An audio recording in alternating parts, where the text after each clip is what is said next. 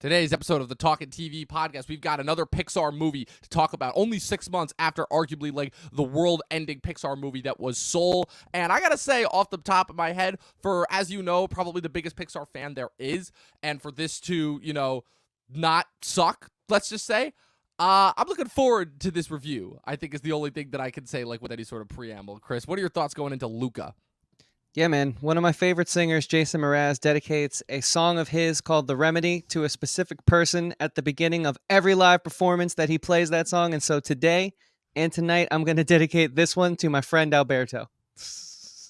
All this and more on today's episode of the Talkin TV podcast.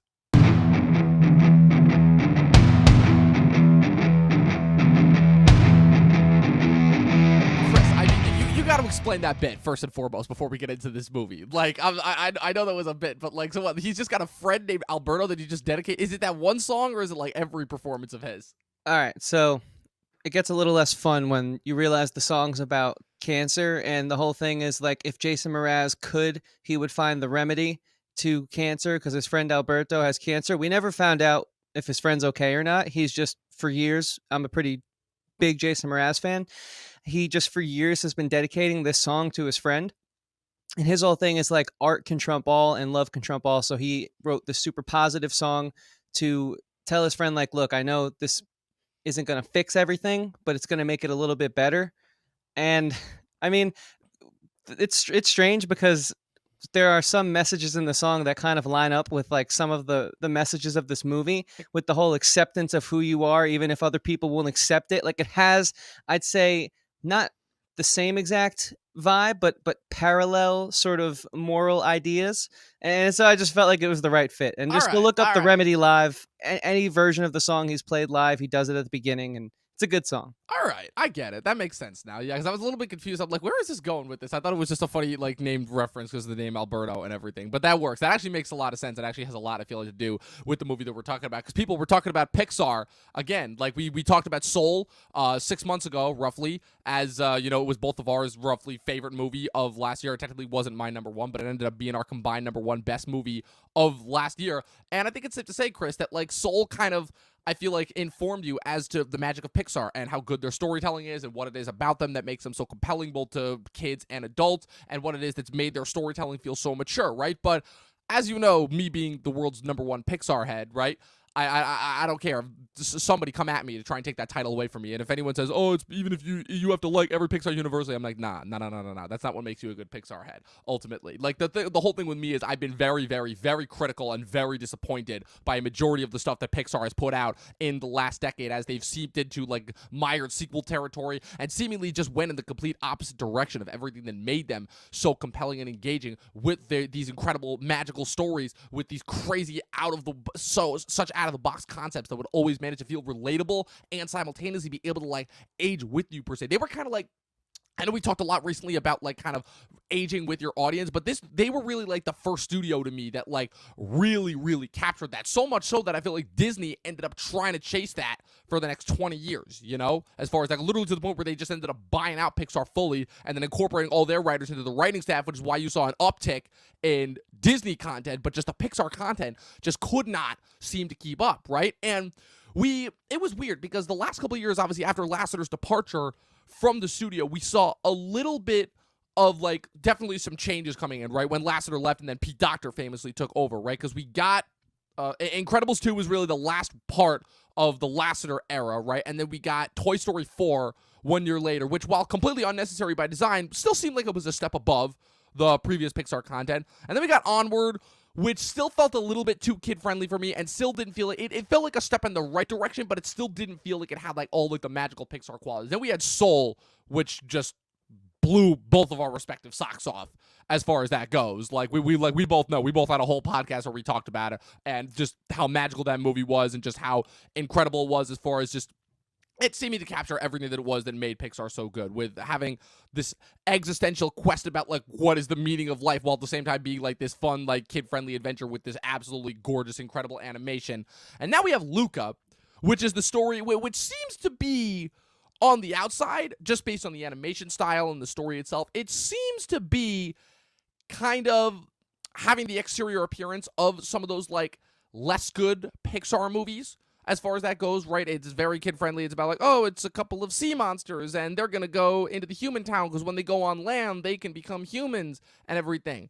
And the messaging seems like it's going to be really obvious, but I don't know, Chris, if spoiler-free thoughts, what were your thoughts going into Luca? Sure, yeah. So my spoiler-free thoughts, and I guess we'll also do my my thoughts prior to watching the film. I think I was more so confused, and you know this because I texted you and I said, like, I know Disney's got the platform of all platforms, but where's the marketing? Like, at least I saw a few pre-roll ads for Bad Batch while I was watching other YouTube videos, and at least I saw, like, you know, a quick little TV 30-second ad for Loki. Granted, it wasn't even a whole minute, but at least I saw some marketing, albeit light and not as full on as you would expect the machine that owns, I think, 43% of the entertainment Something industry like now. that. Like, to do, like, I mean, it's just like, how do you own that much of the entertainment industry and do zero marketing?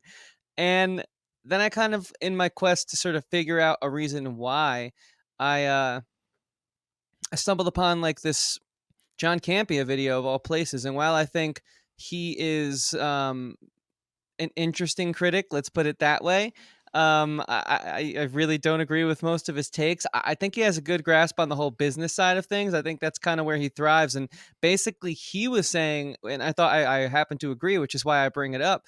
He was saying that they just don't have to. And also, if they're afraid that a movie might not do as good, it kind of helps keep their slate a little more clean. And I was like, are they really that petty? But like when you look at the track record as he illuminated, it kind of makes sense. But then I go into my spoiler-free thoughts and I think, well, this is just, it doesn't make sense because No. this is actually a solid film. Yeah. Like it's charming. It's it's a little, it could have been more built out, the world, but I'm able to forgive all that, and obviously we'll get into it.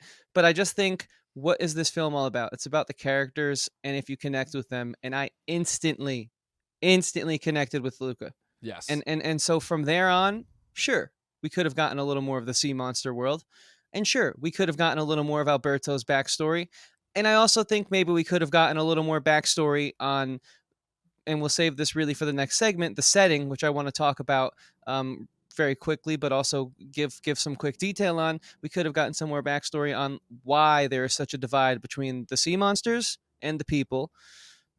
But that didn't really bother me. Spoiler free, it didn't really bother me because the characters and their journey was just so endearing and charming, and I was along for the ride, man. But what about you? Where was your spoiler free head at? Yeah, cards on the table. I went into this movie fully expecting to hate it, fully expecting it to just cringe at it, for it to just be another obnoxious kiddie movie with just a lot of yelling and, you know, some big name celebrity voices and a really simple, easy message that just doesn't really feel engaging. So you can imagine because that's just what I've become used to from Pixar. And I say that as the world's biggest Pixar head. That is just what I've become used to from Pixar with their myriad of sequels that have come out. How they went from having every one of their movies being these bangers to just like putting out 2 to 3, like sometimes 2 movies a year, and they're just kiddie fare. Like they put out The Good Dinosaur the same year that they put out Inside Out. Like, how do you do that? But you can imagine my surprise when I freaking love this movie. I was overjoyed to see that finally, after so many years in the gutter, Pixar is finally getting back to what it is that made them incredibly engaging. I don't necessarily think still that they're like back to the level that they were previously, but they're definitely continuing to make steps in the right direction, because you're 100% right. I was so endeared to these characters. I absolutely understood their qualms, their kind of moral conflicts. I understood kind of, even if it wasn't like this kind of major grand scale conflict, it still felt so inherently personal to the characters in and of themselves. I thought the voiceover talent knocked it out of the park. Props especially to Jacob Tremblay and Jack Dylan Grazer, who both did phenomenal with these parts. Jack Dylan Grazer has been on like a little bit of an upswing since he broke out in the first It movie, and I think it's only going to go up further from here. And Jacob Tremblay, obviously, he's been a superstar at like 10 years old. He was being considered for an Oscar nomination for Room. Like, these two are definitely future superstars to look out for. And just as far as like kind of the Pixar of it all, I'll definitely say that as far as kind of the ageability of this movie, before we really break down the specifics of it, I don't necessarily know how well this will do compared to, say, previous movies, but I definitely think it's got a lot of the ire, let's say, that is made these Pixar stories so compelling as far as, yeah, it's a little kid who like gets his first crush and then kind of, but also happens to like be this thing. And it doesn't lean too heavily into the allegorical stuff. And I'll say that's probably to its benefit. But you're right. I definitely think there's still a lot more that they kind of left on the table as far as, kind of fleshing out this world. But for as far as it only really resulting in like 2 kind of micro nitpicks that I have with this, it's still an absolutely delightful time. Yeah, and just real quick, my final bit of spoiler-free thoughts to speak to your whole leaving things on the table and to its benefit not being as allegorical as it could have been. I personally am always in the camp of that's not really Hollywood's place, right? Like it's the parents' place to educate their kid. And so I think the message needs to be, if it's more on the kiddie side of Pixar and less on the existential side, like we just saw with Soul, I think it needs to be a little more not watered down because that discredits the film. And I certainly don't think this is a film that deserves any of that. But I think it needs to be a little more simplistic and a little more broad and sort of spark that car ride home or that dinner table home after you guys have watched the movie and the child's mulling it over in the head and he asks the parents some questions about it. It's the parents' job to fill in the blanks there. But the message being about, hey, you need to be happy with who you are. And other people might never accept that. But as long as you do, you'll be able to find your people, or in this case, your sea monsters who accept you as well. And that's fine. Not everyone has to like you, and you can't force people to do something that they don't want to do. That's just broad enough where I'm like, cool. Because I hate in children's films when the filmmakers try and pass an agenda. It's like, please, they're going to get enough of that when they grow up. Just let them enjoy the moment and just keep it broad enough so it's friendly, lighthearted, and a good time. And I'm thankful that while other mediums of child's entertainment have done this, I haven't noticed it too much in Pixar, which is cool. Yeah, Pixar's ability to kind of seamlessly blend like those adult themes with these kind of more child-friendly dreams. How in WALL-E, like you get a movie literally about a robot who's just trying to find love, quite literally in the apocalypse, and they managed to seamlessly make that an incredible message about environmentalism while at the same time just having it be about these 2 robots finding love with each other. And Up, you get this incredible story about like this couple who you literally witness their entire lives within a fraction of seconds before you kind of have to watch this man literally say goodbye to his wife and then follow him on like the rest of kind of his journey as like an old man. Like Pixar to me, as the magic has always been like their ability to so seamlessly straddle those lines between seemingly kiddie fare and these really, really impactful adult stories that grow with you. And I definitely still think that, unfortunately, that aspect has been lost. I feel like Inside Out and Soul were really the last ones to be able to do that. While I still love Luca, I still don't necessarily think that that's the movie that will continue that. But here's the thing, right, is that if Pixar is going to continue on with this track record of having certain of these movies be slightly more kiddie-friendly and have their messages not be as deep as some of those other ones, but still have the quality to back up the storytelling, I'm okay with that. My biggest problem with the Pixar movies that came before was the kiddie-friendly stuff, and I just thought the storytelling in general was just not good enough to justify it, Yeah. And then here's the last thing I'll say before we jump into our next segment. Austin Burke is a film critic on YouTube, and he did some research via the printed press, or I guess the digital press, but the typed press nowadays. And apparently he pulled a quote from a CNN article that said, "Sorry, sad adults who want to reclaim some of their childhood. This isn't the Pixar film for you. It's actually for children." And I think that is important to distinguish and delineate between the souls of the world and the Lucas of the world here in the spoiler-free section. The only response that I have to that is then don't get mad at the adults trying to reclaim their childhood. Get mad at the Pixar movies for making their childhood so rich and existential. Then get mad at them because they're the ones who did it. Right. They're the ones who started this whole mess. You guys can have that little sort of thought bubble rolling around here. Let us know what you guys come to conclusions on. That's a weird sort of commenting, like asking you guys to comment, but seriously, let us know how that hit you. I feel like it's a justifiable point. It's a justifiable point, definitely. Yeah.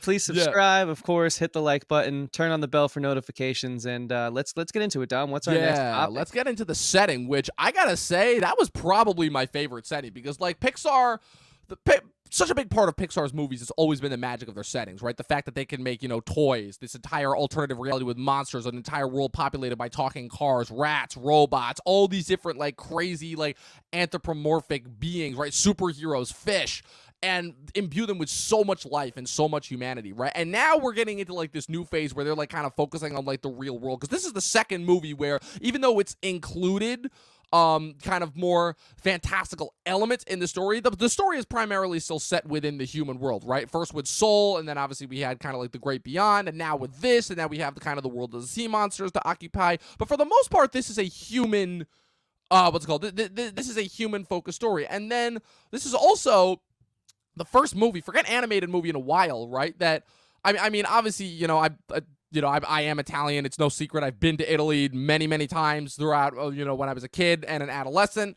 And so obviously for me, it's like, yeah, if they don't, I mean, the problem is I haven't seen too many modern movies that have tried to like actually accurately capture that setting. But like, if they don't capture that setting right, it just feels completely disingenuous, especially since like, I feel like of all the kind of different world cinemas that have made a comeback in the modern day, the Italian cinema is still one that's still trying to definitely make its comeback overall. And so you can imagine my surprise when the accuracy of the feeling of Italy, right? Obviously, it's, certain elements are still over exaggerated because again, it is a Pixar kids movie, but you can imagine my surprise when those elements are probably the most accurate. Like completely, like as far as capturing like the beach town village feel, just the feeling of all of the different like, kind of interesting personalities that you can find there, like with like the old ladies, with the fishermen, with like, the kind of stuck up bully, like the look, the feel, the dress, everything was like spot on accurate as far as that goes. I was honestly really impressed. I think I even made a joke in my review about how I'm like, wow, this movie got Italy more right than Call Me by Your Name did, which was like the only other recent movie that like took place in Italy. So I was really, really impressed by that. And I think it actually like benefited the story a lot because like I don't necessarily remember there being like a large part of like Italian folklore about like sea monsters and sea serpents and everything. I always kind of regarded that as more of like a Greek aspiration thing. But like I think they did a really good job of like connecting that and making that like kind of a part of the a part of the story and a part of the character struggles. And I definitely think that as far as they went out of their way to say that they were making odes to Italian neorealist cinema and specifically that of Fellini, and that the original plan was to have Ennio Morricone score the film before he unfortunately passed away a couple of years ago. And while I still think that this current guy who did the score, Dan Romer, did an incredible job, and I really, really, really enjoyed the score. I'm like, oh my God, my mind is spinning with the possibilities of having an Ennio Morricone Pixar score, like following up Trent Reznor and Atticus Ross helping to score a Pixar movie for the first time ever. I'm like, I mean, you're the music guy, as I've said, like my mind explodes with those possibilities.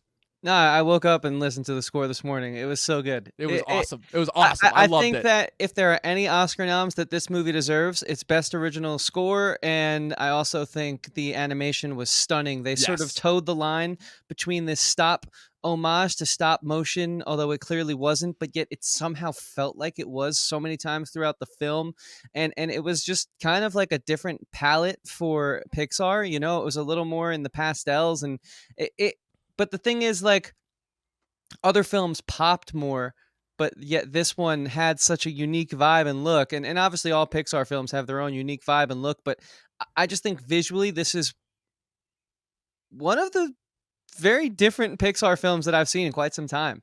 And so I think that's why I fell in love with the setting so much, because yeah, I'm Italian too, and I do have a few other cultures in my back pocket, if you will. But I do think the side that I identify with the most is probably my Italian side. It's kind of the way we celebrate holidays, and it's just I think the side that comes through mostly in my family.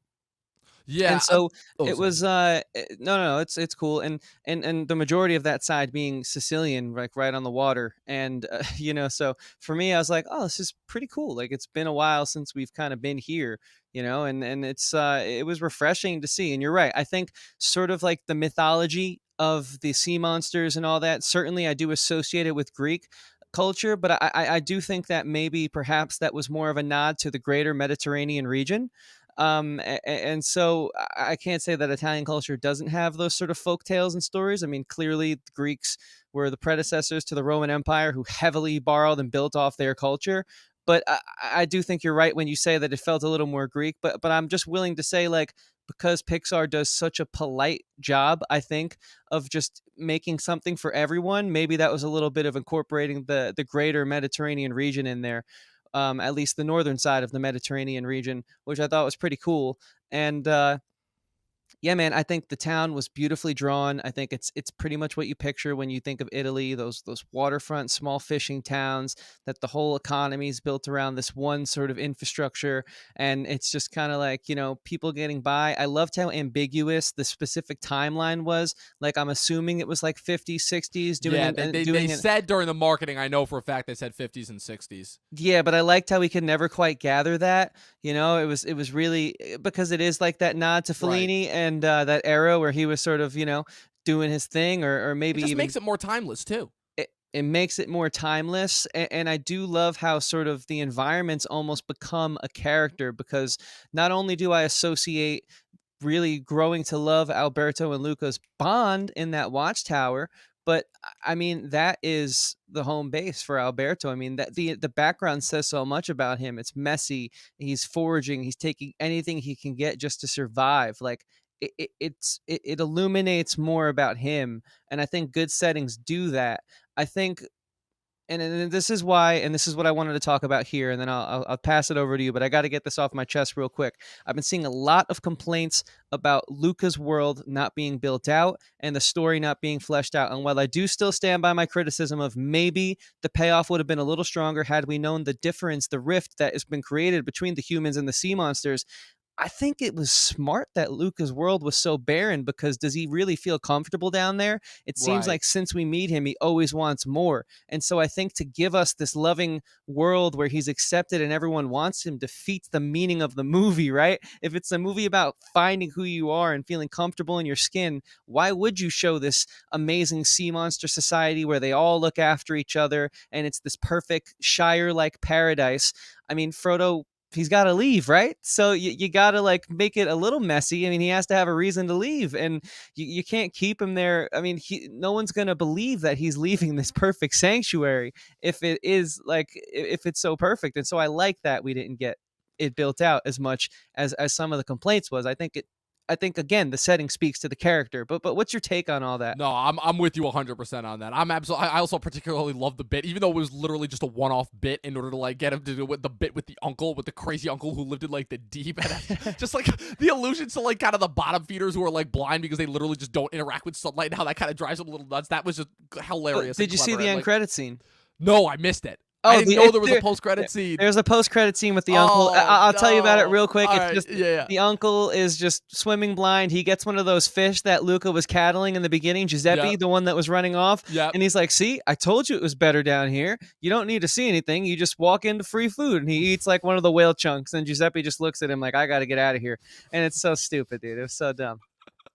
No, but Pixar used to do that kind of stuff all the time. Like that was like they would do like these little shorts. I remember these one-offs. Like I remember like with Monsters Inc. when that came out, they did the Mike's New Car thing, and that was hilarious when that happened. And like they used to do that, and because now they're being relegated to just Disney Plus with no marketing. It's I'll get into that in a bit, because just as far as that goes. But no, I'm with you 100%. Like it actually does kind of build into like a few of the nitpicks that I have with this movie, as far as I'm like, I feel like I do need to know more about why the sea monsters are so scared, because it kind of, it's a nitpick, I know, but it definitely does kind of come to like an easy conclusion where it's like, oh, so the sea monsters are just kind of there and they're accepted now, and no sort of anything there. Like I know like that it's the point of the movie, right, that they are supposed to be accepted, and that it was kind of all in their heads, as far as, they didn't really need to be as scared of the humans as they originally thought.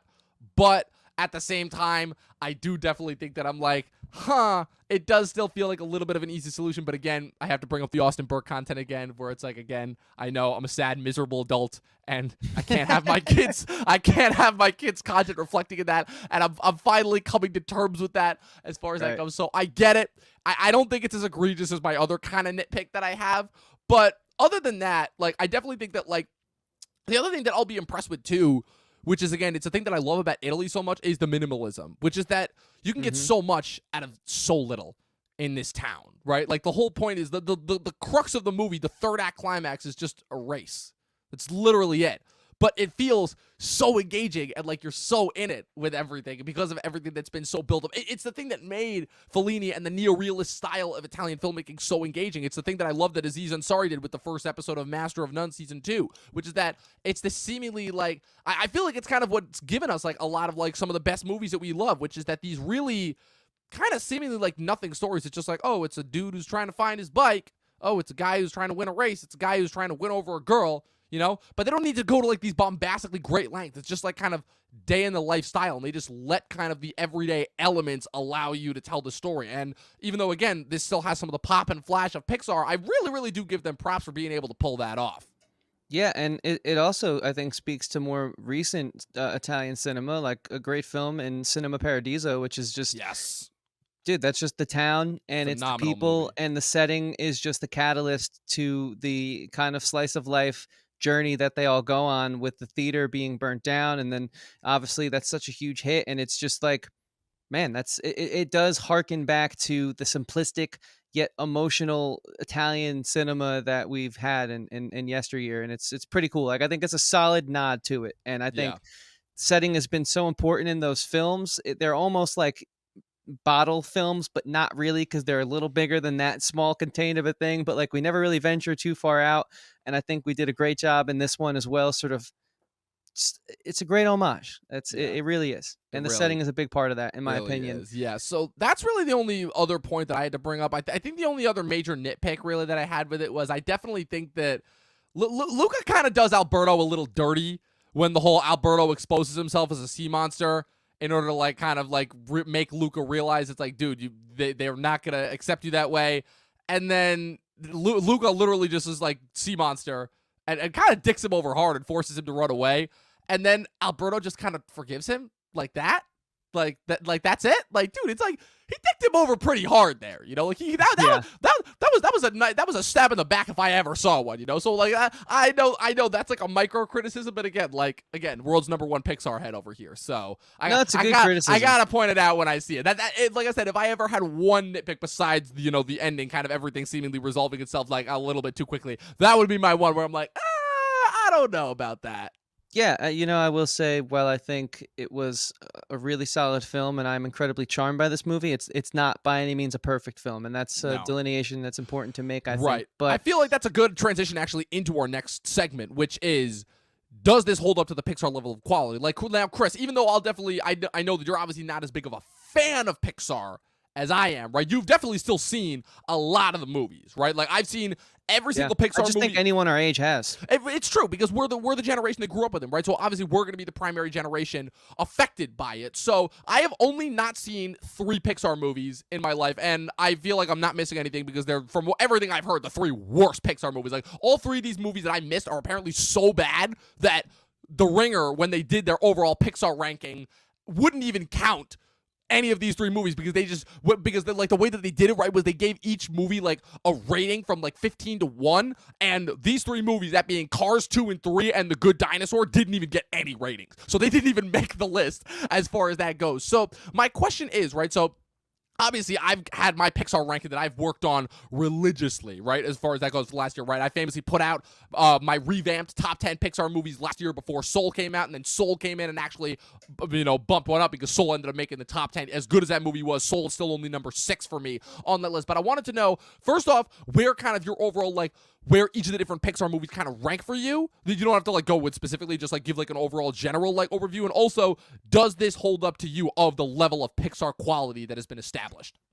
Sure, yeah. I think at the very top you have like the Monsters Inc. and the Finding Nemos of the world, and those are pretty untouchable. Unfortunately, I don't think Luca reaches the highs that those films reach, but I certainly don't think it's as low as, let's say, like the Onwards, and I'm assuming the Good Dinosaurs. And let's be clear, even though I haven't seen Good Dinosaur, from what I hear and the people I trust who have given me their notes on it, like you, Dom, there's still a difference between Onward and the Good Dinosaur, which is off screen. I've heard it's not good. But I was thinking about this because I kind of figured maybe you'd ask. I think it is upper middle tier. It's just below greatness. I agree 100%. It's so funny because literally, Good Dinosaur is your worst movie when even the fucking guys at Pixar are just like, yeah, we don't talk about that. we watched the interview with Mike Jones, who was not only one of the 3 writers on Soul, but also helped write this, which it makes a lot of sense why. But even he talked about it as like, yeah, Good Dinosaur. Like we kind of had to scrap that and start over, but by then it was already kind of too little too late. And I'm like, yeah, that kind of makes sense, because they put all their effort into Inside Out that year. So Good Dinosaur quite literally felt like an afterthought, and it shows. But the way that I have it ranked, right, because again, like I have such a deep personal emotion to Pixar. Like I have each, let's call it, batch of movies ranked by like where I was in my life. So like you have the initial batch, right? That was like when I was like a little kid. So like your Toy Story, which was before I was even born, to your Cars, which was when I was just getting done with elementary school and like transversing into middle school, right? And that tier was like God tier. Untouchable. The only one of those movies that is like kind of in the middle tier is Bug's Life, and I even still have a soft spot for that movie. But like Toy Story, Toy Story 2, Monsters Inc., Finding Nemo, Incredibles, and even the first Cars, I'll give that first Cars credit where credit is due because I still stand by that first movie. Incredible, God tier, like cannot be touched. Those are just like staples of my childhood. Then you have like the middle range when we get into like me transitioning through middle school. And getting into like early high school, which is like arguably like still some of their best ultimately, which is your Ratatouille, your WALL-E, your Up, and your Toy Story 3. All 4 of those movies still perfect, but there's a reason why I have certain of those movies, with the exception of Toy Story 3, ranked a little bit on the lower side, because they just, even though they're by all rights damn near perfect movies, all of them, they still just didn't have the same type of impact on me the way that some of those earlier Pixar efforts did, because I was already like a little bit older by then. Then we get into the high school age, which is when Pixar starts to steep into sequel territory. So I've blocked out most of those movies out of my mind, but they're still like, they range from middle to garbage tier. Like you have a few ones that stood above the rest, like Monsters University, Onward, Toy Story 4. I'll even give credit for that later batch that came out, even though it's completely unnecessary by design. But what's it called? But Luca is kind of in that, and then of course, like I said, you have the exceptions, right, with Inside Out and Soul, which are both in top 10 and like way up there, and like because they continue to like they bring back kind of what it is that made Pixar great originally, in combined with like the existential and like incredibly deep messages that they have. But this movie, I have it ranked at number 14 out of, I think it's like 21, 22, I think, Pixar movies that I'm up to now. I have it, it's not in the top 10, but I have it right in the middle tier, right below Bug's Life, Cars, and Up. Because Up got pushed out of the top 10 by Soul. And that's kind of like where it ranks for me. Again, it doesn't have like the God tier quality like those earlier movies. It doesn't have like the quality of like, say, those later 2000s movies, but it's still like a step above like some of the lower tier ones. Like for me, I think it's much, much better than Coco. I think it's light years ahead of Onward. It's like I said, it's obviously better than Toy Story 4, and it's better than a majority of the sequels, because the majority of the sequels, Brave, Monsters University, Finding Dory, those movies are good, but we could do without them. And then Incredibles 2 for me is just a complete misfire all around. I still don't know what happened with that movie, but that's kind of where it ranks for me personally, as far as within like kind of the Pixar canon, for lack of a better word. But I do still think it is a worthwhile installment. For sure, yeah. I totally agree with that. I think that's a solid place for it to land. I think it could have been greater had we. I don't normally call for this, but it was a little short, Yeah. I think we could have used just a little bit more of an incubation period, which is strange because we watched that video on how deep Pixar goes. I mean, most films do 2 or 3 passes. They literally do 5 to 6. They do 5. Minimum 5. And so that was a bit, and it's like, listen, the message comes across clearly. Oh yeah. There's no misconception about what you're getting out of this film. It's beautifully well done. It's just that I love this world and I wanted to play in it a little longer. And I think that there were opportunities to stay in it longer to make that final emotional payoff a little stronger. But it's all right because it's still leaps and bounds better than Onward, which was sort of the start of our podcast's Pixar journey. And I'm glad to see that we've been on an upswing since. Yes. And so I think as far as the whole, how does it compare to other Pixar films? My last statement on that is, I think you do sort of take away from how good this was when you compare it to the legacy and the legends of Pixar's past, i.e. some of the films I named and some of the films you named, Monsters Inc., the first Cars, Finding Nemo. I do think it's a bit of, yes, I do think it's a bit of an unfair comparison, and that's where personally I draw a bit of a line in the sand between my style of film criticism and some of the syndrome that YouTube has created with everything having to be ranked.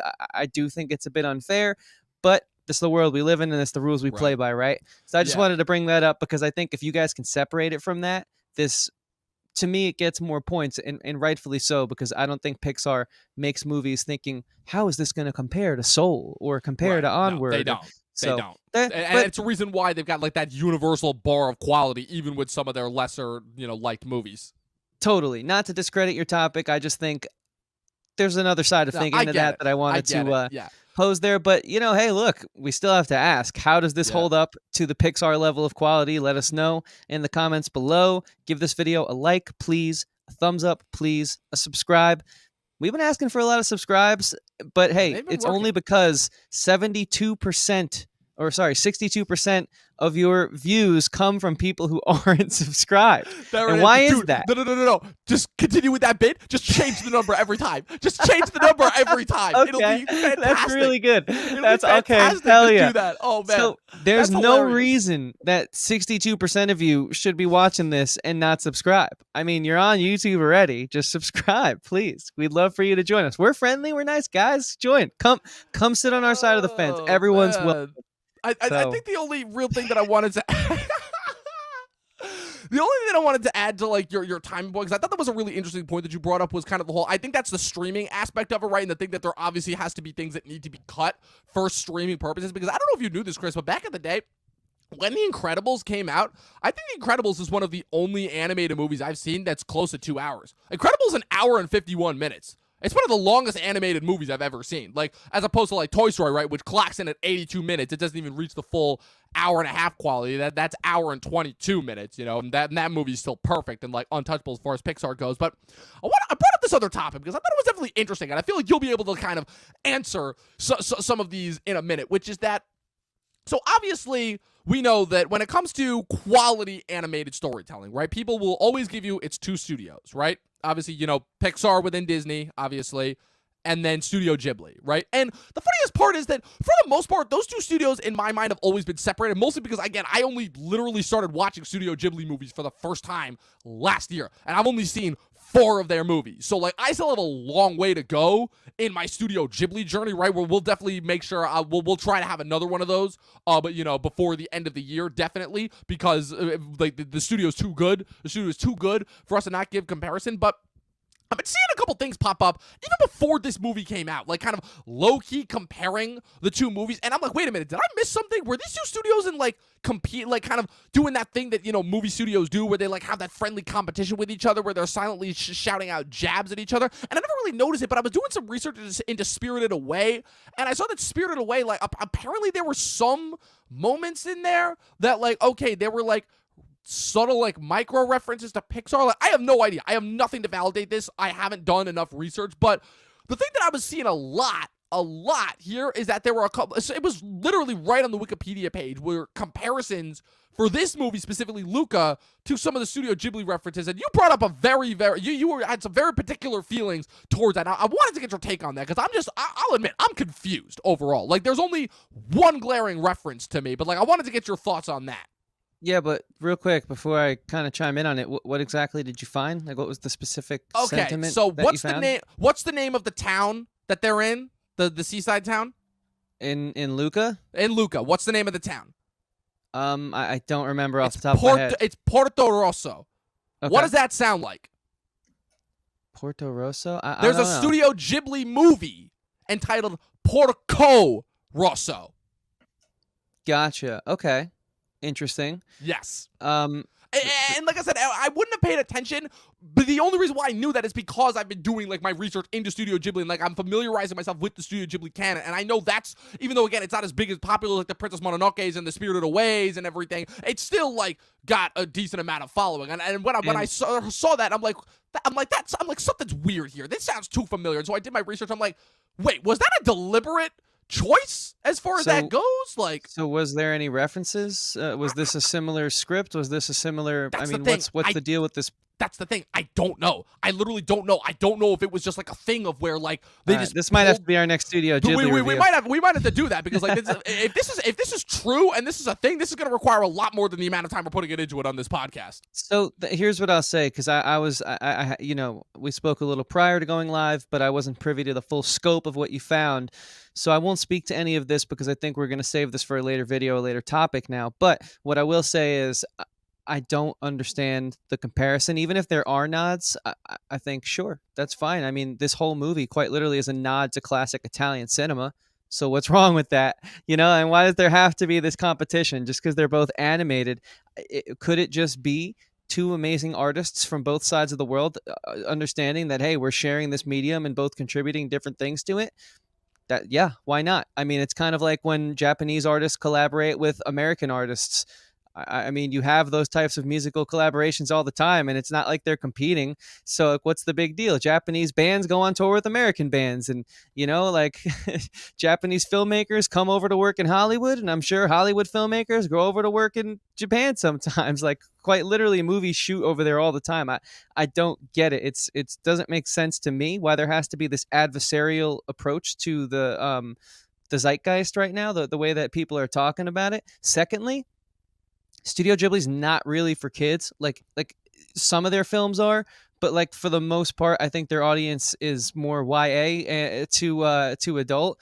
And I think there's a clear distinction in sort of the depth of what you're able to get out of like, you know, what's the most recent one we just did? Children of the Fire Graves, right? Grave of the Fireflies, yeah. Grave of the Fireflies, yeah. Like that is clearly not a kid's film. Sure, it looks like one and it's soft like one, and Lucas certainly has the same softness in the visual style and the feel, but the messaging is so different. So I don't understand this whole reason to compare them. I think that they're both uniquely contributing something beautiful and amazing to animation.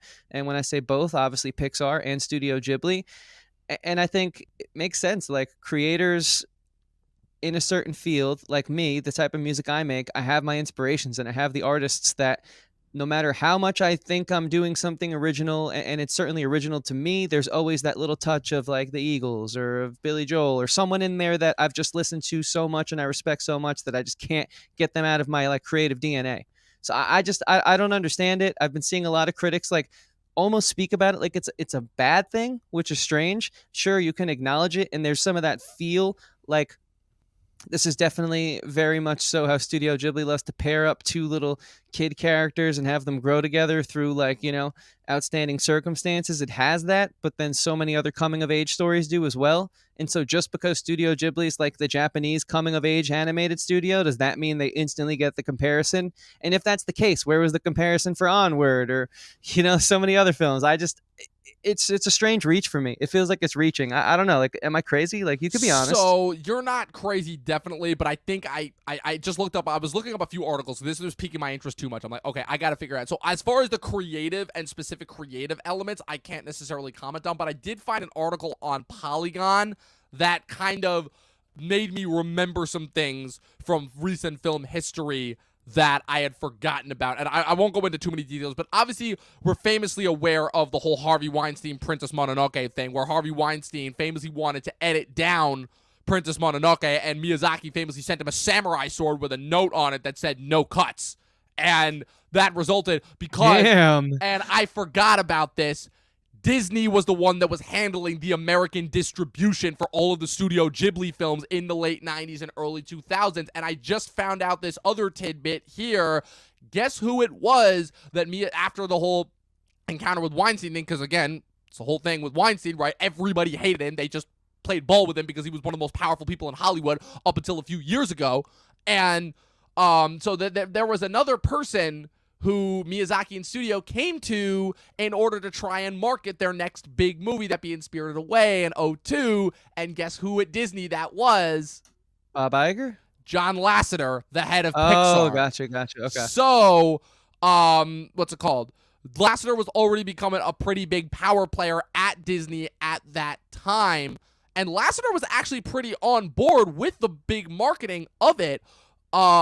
And supposedly that's why, that's why Spirited Away got the big American push that Princess Mononoke was so missing because Lasseter was the one that was going to bat for him at that. So that's why. That's where the connection comes in ultimately, and then it just goes on for. There's still a lot more involved with it, definitely. Like, there's a whole lot more of this history, but that makes sense. That's why. That's where the comparisons are coming from.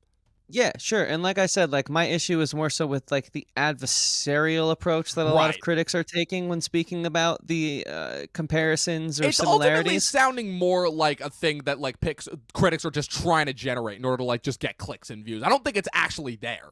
It does. Yes, I agree. I don't think it's actually there, but I mean, hey, what is Luca? It's a celebration of another culture's film history and another region, and sort of doing what Pixar's been doing lately, which is like pretty much what all the Fast and Furious films do, which is start off in a different place and show a little bit of that culture. And Studio Ghibli is clearly one of the main studios that showed Americans a definitely a different side to filmmaking, and definitely a different side to animation. And hey, because of, I think, Studio Ghibli, it's the reason the anime TV series that Americans consume more of, which is actually a fact, than actual Japanese citizens do. I think Studio Ghibli kind of opened the floodgates along with like some of the older animes. And yeah, so I think like if it has to be there, I think it's definitely not like this aggressive, I'm trying to like, poke and prod you to be the better. I don't think there's a competition. No, it's not that. It's not that. But so I'm glad that we definitely like started to address this, even if we don't necessarily like come to a conclusion on our thoughts. It's definitely necessary as far as that goes. It definitely sets up, I think, what could be a couple of interesting podcast topics down the road. But let's, but again, what are your guys' thoughts on kind of the Studio Ghibli versus Pixar of it all? If anything, let us know your comments and thoughts below. We'd definitely be really interested to hear your thoughts. It could contribute to some interesting topics that come up later on. Let's get into our final topic though, which is, oh man, Chris, we've been trying to understand, and you shed a little bit of light on it earlier on at the beginning of this podcast, but we got to address it, which is, why doesn't Disney market anything? I swear to God, I literally made this comment to some friends of mine since the beginning of the year, 2021, post WandaVision and Falcon and Winter Soldier, which they put a lot of marketing behind and a lot of hype behind. I swear to God, Chris, I have seen marketing and trailers for 2 of the 18,000 pieces of Disney IP that we have coming out this year. And that is for Loki, when they were marketing that, and even that was minimalistic compared to WandaVision and Falcon and Winter Soldier, and all the trailers for Cruella. And that was it. We didn't see a single thing for Raya when we were talking about that a couple months ago. You're right. Like, I saw the trailers for Bad Batch and Luca, but who else did? I had to remind my friends of, like, yeah, Bad Batch premiere. They were like, wait, what? And then when they went back and rewatched it, they're like, yeah, this is fucking awesome. I'm like, I know. But it's like, so you talked about that a little bit, so I definitely want to use this last segment in order to like kind of really break down some of those points that you brought up. Why is it that Disney doesn't feel the need to market a lot of their stuff anymore? Sure, yeah. I mean, basically, it's all speculation. We don't have any specific facts, so just know that this is just our opinions. Nothing's concrete or set in stone. And when I referenced John Campea earlier, that was quite certainly his speculation. I personally, though, trust him as a source when it comes to the way media works and the way media conducts itself, just because of how long he's been doing it, and because of his insider connections and his ability to sort of predict more so correctly than not, based off what I've kind of learned about him, being a fan for the past year now and learning a lot from him in the way that like he breaks down the box office and all that. But again, it's all just speculation. They haven't released anything hard about it. The only thing I will say is maybe what they're thinking is word of mouth is more powerful than any ad. I mean, people are so prone to click off of ads these days. We have that 5-second countdown on YouTube and we instantly all hit skip. I mean, I think you're a psycho if you watch the whole thing. Unless it's like, dude, my leg's really hurting and you're telling me you have a pill that's going to fix that right now, I might not skip this ad. But unless it's like that, like the perfect circumstance, everyone's skipping ads nowadays, especially our generations. So maybe they are marketing, backdoor marketing is what I like to call it, through giving everyone a screener. And by understanding that their word of mouth is going to be stronger than anything that they could possibly push on the social media. But I also think, because I did look it up, there are still billboards for Loki in major cities. But like from what I understand, the Luca sort of non-social media advertising has been a bit thin. Cruella got a huge push, but like Raya and the Last Dragon didn't really get that big of a push. Like there was no on the side of buses in Hollywood. There was no sort of like graphic sort of what do they call them, decal, like there was for Cruella or there was for like Loki. Um, so I don't know how they're choosing, and this is really my thing here. It's like how are they going about choosing what to market and what not to market, because they chose to market this most recent Star Wars trilogy, yet they should have been marketing the Clone Wars final season and the Bad Batch, because clearly that's the better received and better and more celebrated section of Star Wars right now. So they made the wrong choice there. Of course, not really, because like Those movies still the made Last money. Jedi is one of like, I mean, sorry, Force Awakens is like the highest grossing Star Wars film of all time. Of course, you know, you adjust for inflation and all that, but like it still is, and it's crazy to see how they still succeed when we cannot, from an academic standpoint, dissect the method behind the madness. Yet it still works out. It baffles me. Yeah, it's confusing to say the least, especially when I don't know, like it always seems to me that the marketing always seems to go behind either the big Marvel things that are already gonna have the guaranteed success because it's Marvel, it's the most talked about IP like ever, like on anything. Like you literally like if you want to get like 5 followers on YouTube, talk about something related to Marvel. You know, it's just like it's just known at this point. It's a common sense thing, and it always seems like the things that they just don't give a shit, seemingly perceived, don't give a shit about with marketing, always turn out to be the best. Raya was fantastic. Bad Batch is fantastic. Luca, well, not I don't think having like the level of those is still unbelievable as far as just like how charming it is, and it's beyond frustrating for me personally as a fan when it just seems to be happening, you know, when it's just like, oh, this is just more fodder for their streaming service. And specifically with this movie, what infuriates me more is the fact that, so Raya, because that's the Disney drop, even though that gets no marketing, and Cruella and Black Widow, they all get the $30, like, oh, pay the $30 to watch this now as opposed to waiting a couple months when it's free. But Luca and Soul before that, those just get dropped for free? I'm having a little bit of a problem like reconnoitering myself with that. I was gonna say Soul only got marketing after like the first week when it became such a viral success. I really think Disney is the perfect example of why we have antitrust laws, because it's like, dude, you just bought Pixar to kill the competition, or at least have the competition work for you. And sure, that's fine and legal as of now, but I mean, like I said earlier, I think they own something like 43% of the entertainment industry. I know for a fact when we started our film college career back in 2016, they owned 33%. It's like a crazy 10% increase in less than 10 years.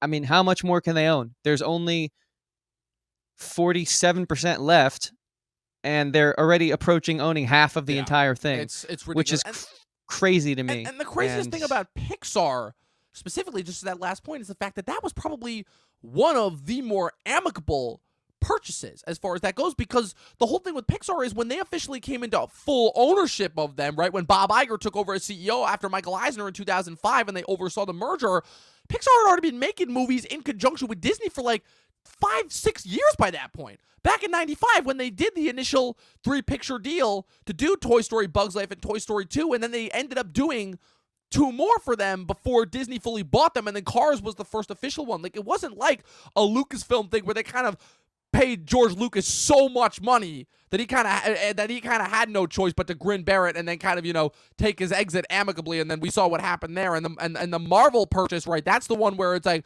we still know kind of the least about how that happened, but it's only been beneficial to both parties as far as that goes, you know. But so that's why I don't understand why they seem to be doing Pixar the dirtiest, and it's like, why are they getting the lower regard as opposed to like their own animation? Like that's what's kind of annoying me. Again, I'm biased because again. Said it 15 times. I'm going to keep saying it. Number one Pixar head over here. But, like, come on. I mean, I think my personal palate, it leans more towards the Disney animation side of things. Your Raya and the Last Dragons and your Zootopia specifically being my favorite animated film of recent years. But I do think that the charm and the life lesson and the true nostalgia that we felt watching Tarzan in the theaters and, going to see the first Toy Story, at least for me, in the theaters. Like, not that I remember it too clearly, I was so little, but I think back to those times when I watch Pixar, whereas with the Disney animation, it's a little more adult themed. So there's a magic there that I think a company like Disney would want to promote. And again, it's like the Pixar brand is so strong that they don't really need to market it. They don't really need to promote it, but it just makes you wonder, are they, how do I say this? Are they more so hoping for the lucky at bat with Pixar, and are they just sort of, it's like the child they're ignoring? Are they just like, okay, well, he'll do fine, he has the skills and we need to put more attention over here? But then again, like, over time, will Pixar begin to suffer, if they can't, rake in profit? Like, will it be on Disney's fault if, let's say, we have more Onwards than we do Souls, and a flop after a flop after a flop, and then it's like Disney starts reevaluating them and they're like, is this still a worthy acquisition when our deal's up? Or do we just, like, what do they call that? Do we break up the department and spread them just across Disney Animation? Like, because if I think it's at this point, it's if Pixar fails, it's on Disney. So Right. it's strange to me why they Oh, it's wouldn't want to 100% market on it Disney. and carry that brand forward. That's what I'm trying to say. So it's No. just strange to me why they're ignoring it. No, yeah, Like, it makes sense. Ignore a little Star Wars animated show like Bad Batch, I guess. It's kind of just content for Disney Plus. Right, it's it just asinine, happens but I to be get that. it. Yeah, it just happens to be that Filoni is a masterful craftsman, which check Right. out our variety stream from last Friday. We get into that, but I don't know. It's strange. It's just with Filoni. Filoni's the exception to the rule because everything that he touches turns to gold, right? He had, and also because, again, this is his bread and butter. He literally had, like, past, like, almost damn near 20 years now of being in the animated realm, going all the way back to 2005 with Avatar, So that's his bread and butter as far as that goes. So it's understandable why. But as far as the Pixar thing, no, you're right, man. As far as that goes, like, if ultimately, like, Pixar is gonna Pixar. They've had a working formula for over 20 years now. They're not stopping that anytime soon. So if they fail, it will 100% be on Disney. And what's going to piss me off is that if and when that does happen, first of all, I'll just be crushed as, again, the number one Pixar head, but I'll also be crushed because it's like, wow, because no, they're going to heap that on Pixar by saying they didn't put out a quality movie when we know for a fact that's not going to be the case because it's going to be on Disney for not doing shit with marketing it. Time will tell. It's strange. Time will tell, man. I mean, I'm not seeing people speak about this outside of our community. Of course not, because people just in general, like, don't talk about this stuff when they talk about their movies. But again, it's the stuff they need to talk about if they want to keep seeing their movies that they love. But with that being said, tell us what you think about Disney's refusal to market certain of their products, and let us know which of their products you'd like to actually see marketed versus some of the stuff that they are choosing to market. Again, I haven't heard too much about Cruella. I've heard people like it. Again, I've officially boycotted all future Disney live-action projects, so I'll never be the one to say. But let me know in the comment section below if that one was actually worth, the giant marketing push that it got initially. But final star ratings and thoughts? Yeah, let's get into it. I think I am going to have to go with a 4.0 on this one. I think it just deserves it, because, like I said, I didn't see a need to flesh out the parts of the world that they chose to not show us. I think that would just defeat the Luca character. And so I think the setting was so important in this movie, and I think they nailed it. They literally made it a character, and it just enhanced and enriched the scenarios that Alberto, Luca were going through. And man, it was charming. It was fun. It was, like you said, a great homage to classic Italian cinema.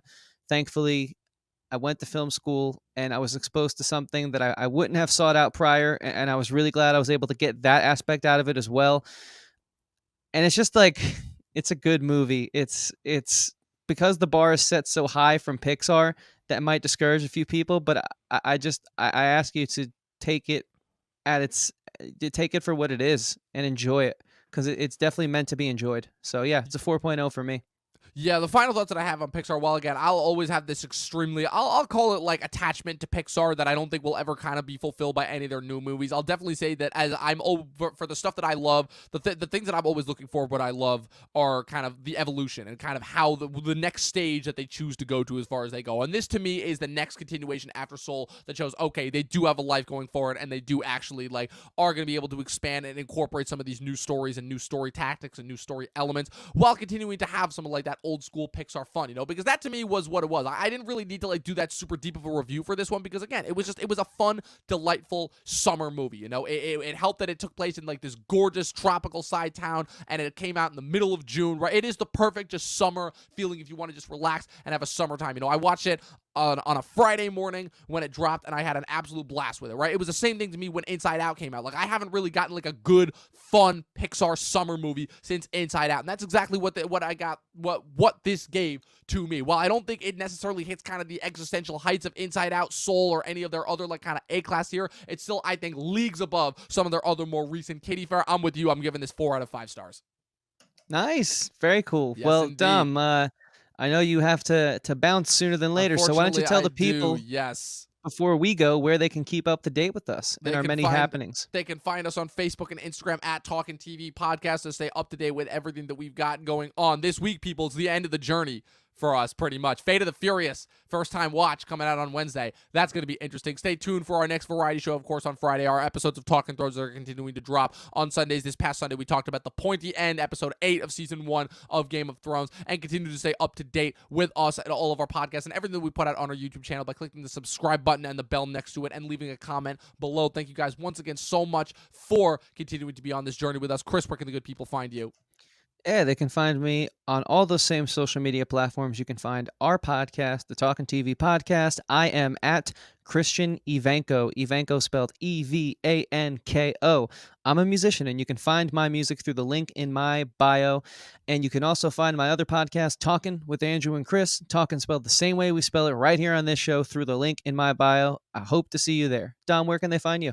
And Movie Nerd Reviews on Facebook and Instagram. I won't go into too much of a diatribe about where you can find me. But as always, people, remember, 12 seasons in a short film, and watch more fucking movies. Arrivederci, and I'll see you.